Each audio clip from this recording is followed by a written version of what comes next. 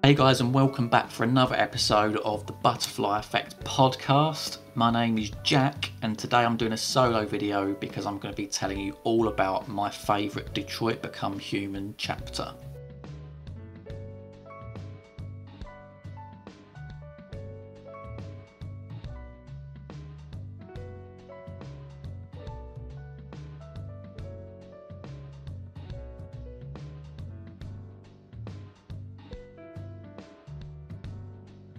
Okay, so let's face it guys, this is absolutely a superb game. There was many chapters that I could have picked from, namely the Stratford Tower, Slatko's mansion, the fight with Todd, heck, even like the scene on the boat, or even like the all-out war at the end of the game.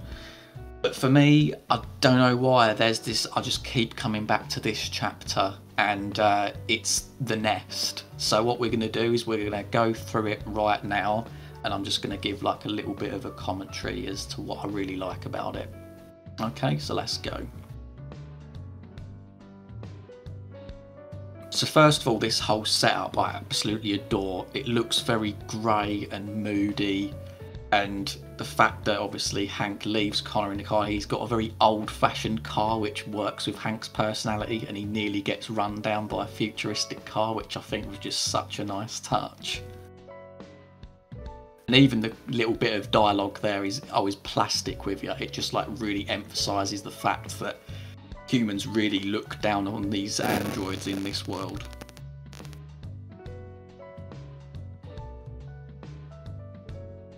I've got to say is the visuals are absolutely immense here. When we just saw Connor walking over then, how the wet ground, you saw like the neon lights of the takeaway stand being reflected. It's just these little details that I absolutely adore. And of course that you can say the same for like the character models themselves, but the landscapes and the sort of the settings that you're dropped in this game are just absolutely top notch. I remember playing this little bit here actually, where you're scanning and like you see him scanning this guy here, and it says that he's got a breach of hygiene regulations. I remember like in my blind playthrough, which really wasn't that long ago, I remember thinking to myself, oh god, like Hank's about to buy a burger, I need to tell him that, you know, this guy's not the best for hygiene. I think, you know, at this point like Hank was perhaps my favourite character, and I really didn't want anything to go wrong with him, but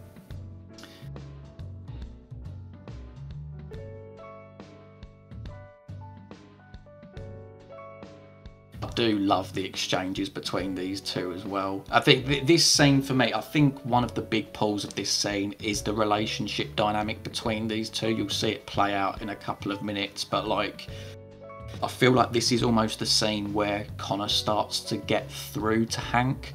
There's just a couple of lines that Hank says where he's like, oh, you know, if I know it didn't happen in my gameplay, but for example, if you did actually chase Kara on the highway and you bring it up here, he'll say something like, oh, you know, you would have got killed if, you know, you carried on after them. But then he quickly changed it. He's like, oh, you know, I also don't want to fill in paperwork. So it shows that Hank does have a heart, and he does slightly warm towards Connor. And oh yeah, that hamburger, like I say, straight away I was thinking I need to bring this up to Hank. It actually plays out for a really nice scene that's coming up where Connor just basically starts giving him a bit of a food lecture.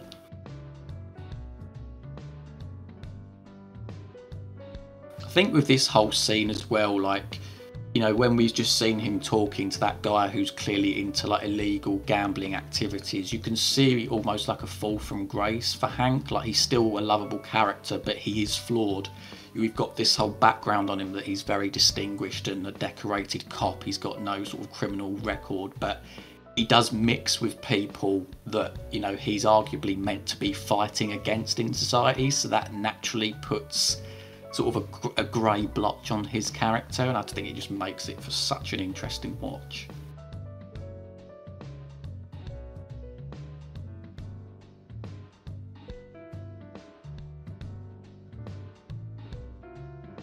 Yes, this is what I was just talking about with the highway. Like, this didn't happen for me in my gameplay because I managed to get Kara and Alice away without it sort of getting caught and then it breaking out into a chase scene, which I do somewhat regret, but at the same time it was good to almost like keep them safe.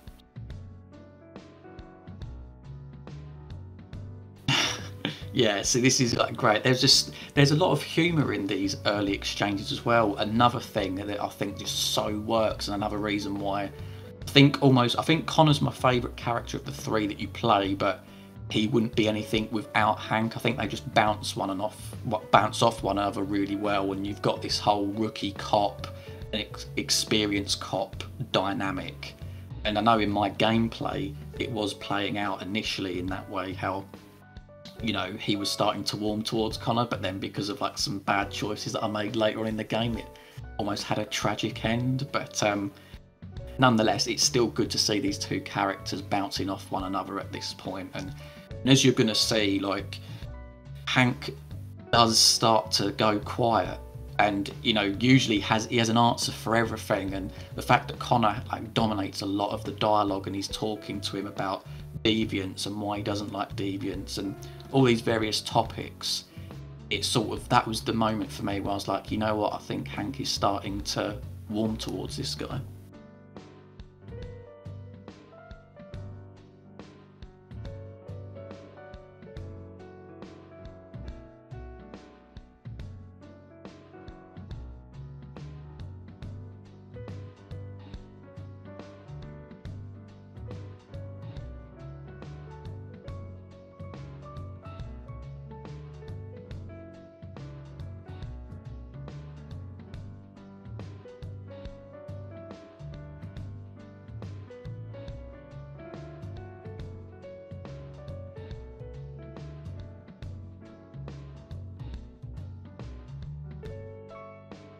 I'm pretty sure that I picked Sincere here as well, and he's about to deliver an absolute banging line. That's Hank.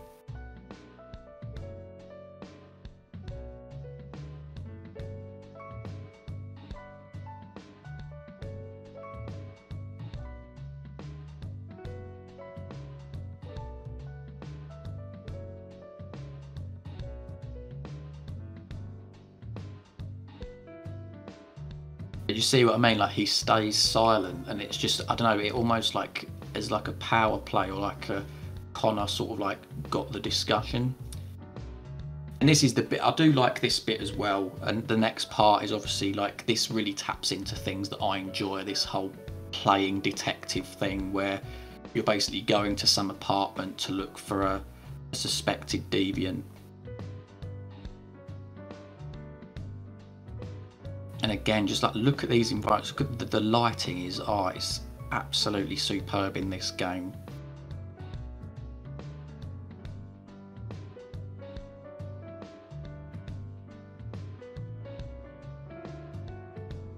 Yes, the pigeons. Yes.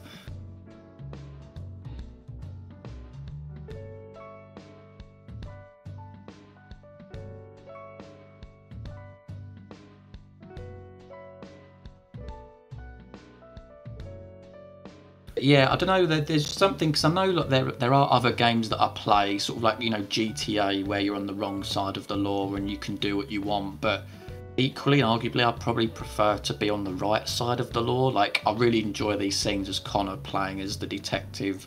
I'm also a huge fan of the game called LA Noire, which is also sort of loosely choice based. Of course, when you're interrogating people, and you can choose whether to whether they're telling the truth, whether they're doubt, whether they lie. I think there's a couple of cases as well where your decisions impact who actually ends up in jail as well. So I really like both.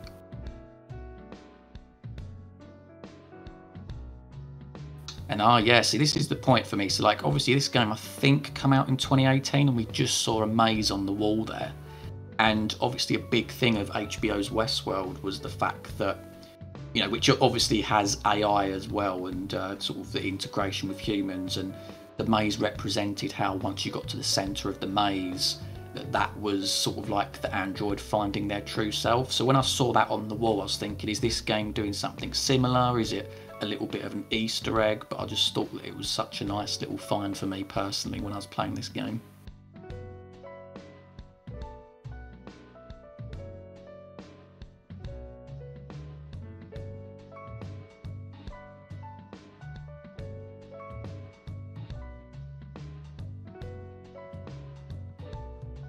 But again, sort of similar to like Liam's chapter where he was talking about the junkyard when you're with Marcus, which by the way, if you do want to watch that as well, then definitely look in the description. But you know, they do really do like these grotty environments so well, so dirty, and obviously they do the lavish environments as well, but it's just, I don't know, like it just sort of hits differently. Like you know, you can almost like see the smells. And obviously here we're now seeing about RA9.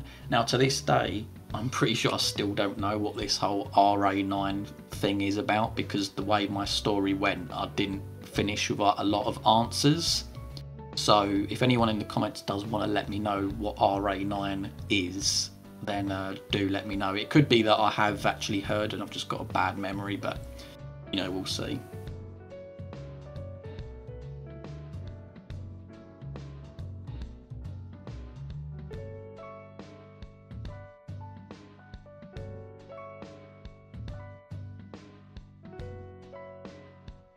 Such a nice little detail there, you know, for a split second we had like a camera angle where we was looking above the characters, and I don't know, again this could be me reading into it too much, but I think it's so effective because obviously we know, anyone that sort of played this thing knows that the suspect is like up in like the loft, or he's above Hank and Connor anyway. And I don't know if that's like a slight hint, especially because earlier on in Detroit Become Human we had a similar thing where suspect Deviant escaped into the loft and then Connor was able to encounter them. This as well, like again, it's like these small details, how as you're moving through the environment with Connor you see the pigeons fly around you, like it's just so immersive.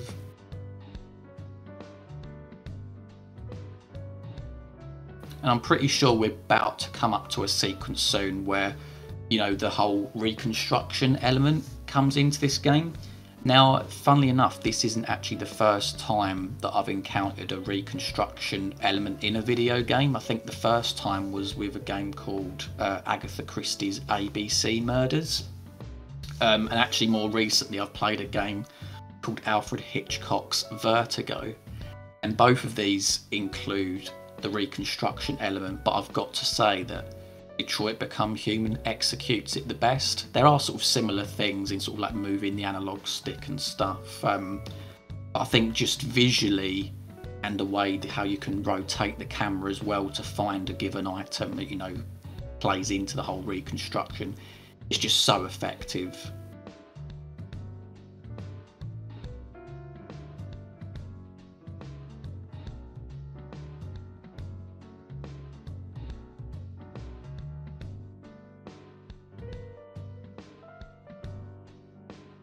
And here we go. So now Connor's starting to clock on that the suspect is still in the building.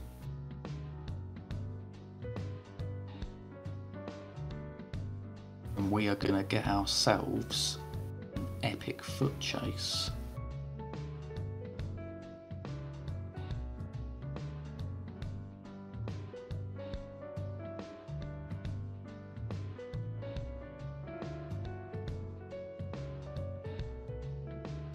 So just for me so far, this has been ticking boxes. Like, we've got a bit of humour, we've got a bit of intrigue, especially when I was doing my blind playthrough, there was certain question marks I still had on certain things. We've had some character and relationship development between Connor and Hank.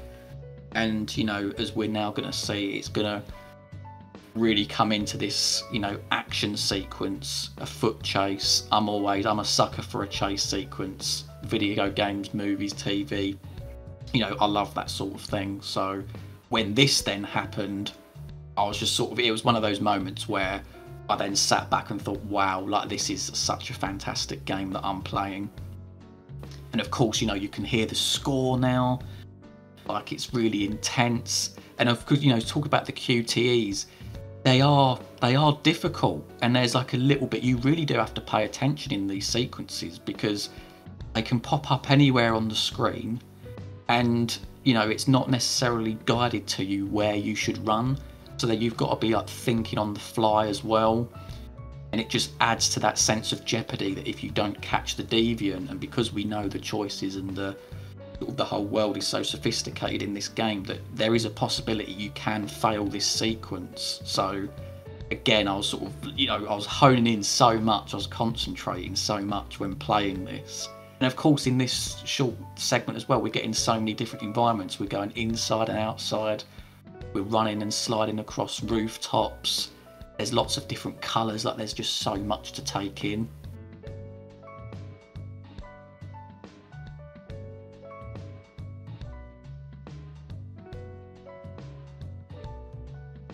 And you know what, and I think Liam is right, like maybe this just like comes into like a James Bond thing, like out of Skyfall, where they're on top of the train having a fight. But like, yeah, I saw this and I was just like, oh, like this is ticking so many boxes. Of course, Hank's lagging a little bit behind, but we'll see him in a second.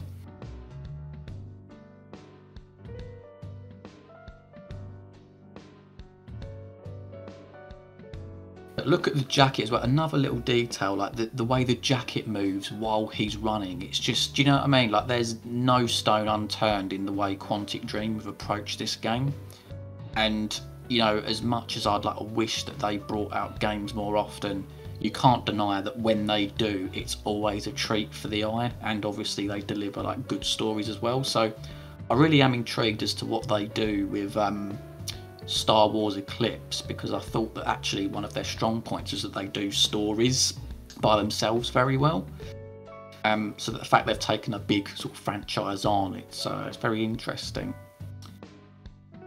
Now, yeah, I did the same in this instance. I saved Hank, and obviously knowing where my story went, I remember at the time thinking, oh, it was a really good decision. Now, not so much, but it did say at the time that he had like an 87% chance of survivability. And I was thinking maybe I could have maybe gone after this other guy because it was likely that he would pull himself up anyway. But it comes back to what I said. It sort of parallels with the scene at the takeaway stand. They've got a bit of, a relationship, a bit of rapport going, and I was encouraged by that, and I was just sort of banking that I'd be later on picking up certain clues that would help in the mystery. So yeah, guys, I mean, that was my take on The Nest, which I think is the best Detroit Become Human chapter.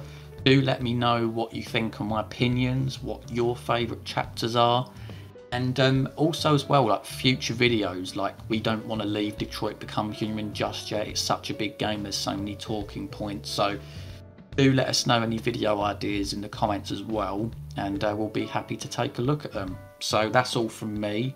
I've been Jack, glad you could join, and we'll see you next time.